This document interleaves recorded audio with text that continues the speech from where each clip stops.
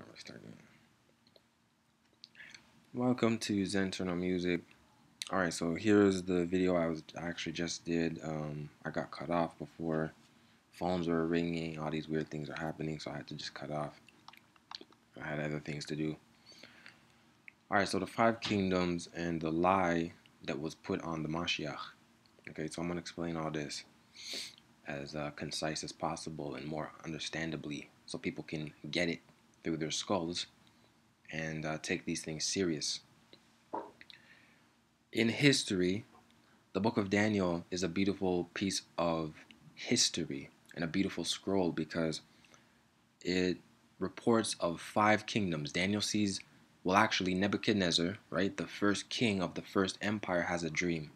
And luckily enough, Daniel was within his vicinity, and the Most High gave him, by his wisdom, gave him the understanding of the dreams to tell Nebuchadnezzar what it meant. So the king dreamed of these type of statues, well, the statue thing, and it was broken up into five sections. Let me see if I can get this loaded properly. It's broken into five. So the five pieces of the statue are, so you got gold, silver, bronze, iron, and then like iron and clay. So that's the five sections, right? So the gold head represented the first kingdom, so which Nebuchadnezzar dreamt of, and he said he was the head of gold, the Babylonian Empire, right? Babylon. After Babylon becomes extinct, if you will, or taken over, they're taken over by the Medes and Persians. So the Medo-Persian Empire is the next empire. So King Darius, that's right. Then we got the third kingdom of the bronze is the Grecian, so Alexander the Great, also seen in another vision of Daniel's in the book of Daniel. So the Grecian Empire. After Alexander falls, you have the Roman Empire, and we already know. So that's the iron, and then we have the feet, which is iron and clay. It's divided into two portions, which is the church and state, meaning the papal power. That's why you still always have the popes throughout history involved in world affairs. So there's the papal power, and then there's the church state power. And also the feet are also broken down. Of course, there's Istanbul and Rome, right? So you got the Roman power, and then which is the Western at the time portion of power, civil power, and then you have the Eastern portion of power, which is in Istanbul. And it became like the Ottoman and Byzantine empires, uh, the Islamic empires, if you will, but it's broken down from the Roman Empire. So that's where it's coming from.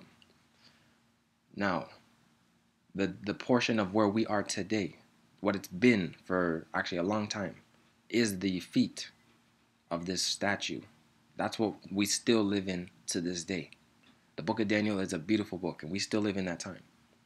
Now, the time is coming because the scripture speaks of that a rock made without human hands came and destroyed this statue, and the statue became dust and blew away as if it never existed. Because that sounds like human beings, right? Everything goes away because humans don't last. Humans and people are like dust. The scripture talks about they're like flowers and they wither away, and the wind takes them, and where they go, nobody knows. Gone. But the Most High, the stone that was cut is the Most High. And so his kingdom becomes a great mountain. Why does the prophecy talk about we shall go up to the mountain of the Most High?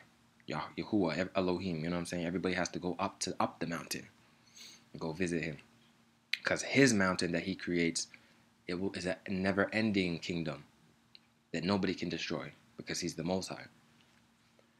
Now, a major point I want to make, the lie that they put on the Mashiach is the fact that they made Christ I'll say Christ, the Mashiach, they made them look Roman, and all the chosen, the disciples and everything, right? So let's look up the disciples.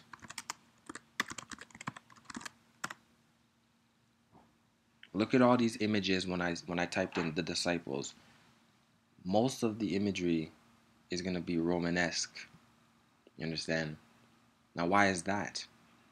The reason being is because the last empire was the Roman Empire. And so that's when Christ also came, and being that Christ also came, then that's how they were depicting him, as Roman, even though it's a farce. It's a complete lie. This is all lies right here. All these pictures are lies. It's not true. It took away from the real understanding of who they were. They were never Caucasoid or anything like this. They were never Roman, yet they want you to think that they were Roman. It's buffoonery, absolute buffoonery, and it's disgusting. I'm going to explain to you what Christianity is, and that's why you should never call him Christ, because yes, his name, they say in every language, means anointed one, cool, but at the same token, you shouldn't call him Christ if you really want to know the real purity. He's the Mashiach, and you should call him by his true title, the Mashiach. The Mashiach, if you want to pronounce the k, or the Mashiach, that's his name, that's the title. Christianity was only a Gentile's view of the truth. And that's why I grew up being, in a sense, Christian.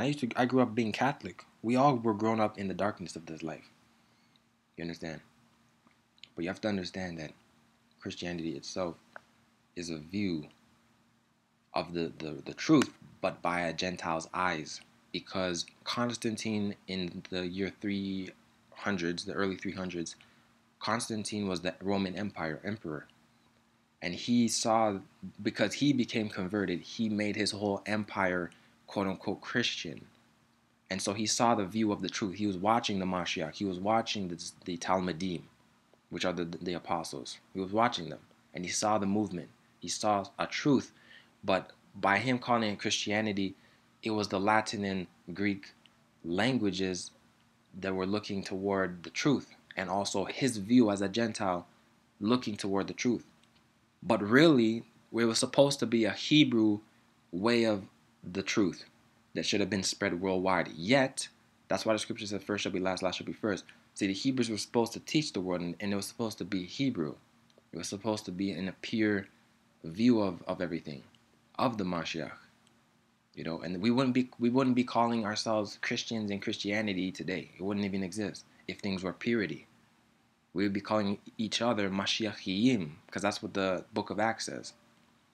That they were the first called Mashiachiyim, which means followers of the Mashiach. Right? The purity of Hebrew. Now people can do their arguing and, oh, the Christians is fine, and you can argue all that all you want, but you can't disagree and argue that Christianity is from a Gentile's point of view. It's actually as simple as that. It's a Gentile looking at the truth and then spreading it. So why follow a Gentile's view of the truth? It makes no sense. See, I'm not of a Gentile, so I'm not going to follow the Gentiles. It doesn't make any sense. Even till today, I was just looking at some SpaceX. You see these people, they're Gentiles. They want to go to Mars, and they're crazy. I asked myself, where do you see Hebrews trying to go to the moon and to the Mars? You never see no Hebrews and people of the Most High, the real truth, talking about that, because we know it's foolish. We know it doesn't make any sense. You got Gentiles. Gentiles want to do. They always do the craziest shit, don't they? It's crazy, man. So I'm gonna type up the Christ. Let's see. Again, all these are Roman pictures. Please understand that that's what the book of Daniel prophesied. And speaking of the 5 kingdoms, we're in the 5th kingdom. We're coming to the time pretty much of it being destroyed, because it's been the 5th kingdom for a long time now. And praise to the Most High, Yahuwah Elohim, by his son Yahushua HaMashiach. You done know the truth is a beautiful thing. Satan is a liar, and we're going to keep it moving. Especially in this time of this season where people are celebrating this wickedness. It's really Saturnalia, Lupercalia, Ishtar, Astartes. We're not dealing with none of that. We're not dealing with the Romans. I'm not dealing with the Babylonians, the Medo-Persians, or the Grecians. I'm dealing with the Most High. I'm dealing with the Mashiach. Dealing with Yahushua HaMashiach. This is Zenternal music. Shalom. Shalom. Let me see if I look at my stuff. Zenternal music. Shalom, shalom. You done now. Salam.